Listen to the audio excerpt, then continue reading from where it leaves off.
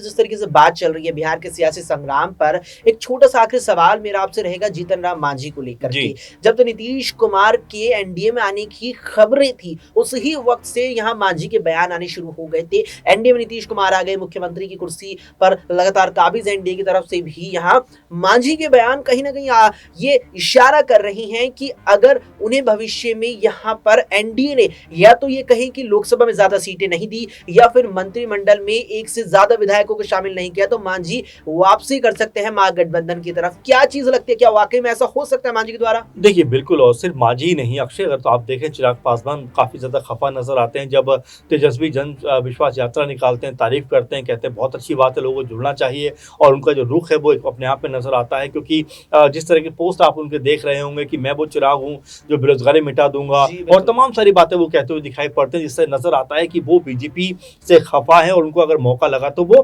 तेजस्वी या आरजेडी से हाथ मिला लेंगे। वहीं आपने मांझी का जिक्र किया, जाहिर सी बात है मांझी एक तरफ ये भी कहते हैं कि मैं नीतीश कुमार का साथ नहीं छोड़ूंगा, वहीं ये भी कहते हुए नजर आते हैं कि हमारे साथ धोखा हुआ है, कम से कम हमारे 2 एमएलए को तो मंत्री पद दिए जाने चाहिए। तो वो ये कहते हैं कि मैं मुख्यमंत्री बनूंगा आने वाले दिनों में, मेरा बेटा मुख्यमंत्री बनेगा आने वाले दिनों में, तमाम तरह की इस तरह की बातें कहते हुए नजर आते हैं। वहीं जो पशुपति पारस है वो भी यही बात कहते हुए नजर आते हैं, उपेंद्र कुशवाहा से लेकर मुकेश सहनी तक ये बात कहते हुए दिखाई पड़ते हैं। तो कई तरह की ऐसी चीजें हैं जो लगातार बीजेपी को परेशान कर सकती हैं, जेडीयू को परेशान कर सकती हैं, क्योंकि जो उनके सहयोगी दल हैं वो उनके साथ चलने को इस स्थिति में राजी नहीं है कि आप उनको इक्का दुक्का सीटें देकर जो है चुप रहने के लिए बोल दो, बल्कि वो ये चाहते हैं कि भाई कम से कम अधिक से अधिक सीटें उनको मिलना चाहिए ताकि उनका भी जो राजनीतिक भविष्य है वो बेहतर नजर आए। और यही बात मांझी और चिराग पासवान ऊंचे स्वर में कहते हुए दिखाई पड़ते हैं। अब ऐन वक्त पर जब सीटों का बंटवारा होगा उस समय क्या कुछ स्थिति वहां पर बनती हुई नजर आएगी, क्या जेडीयू के लिए भी मुश्किल होने वाली है? क्योंकि अगर जेडीयू ने बागी सुर अपने दिखाए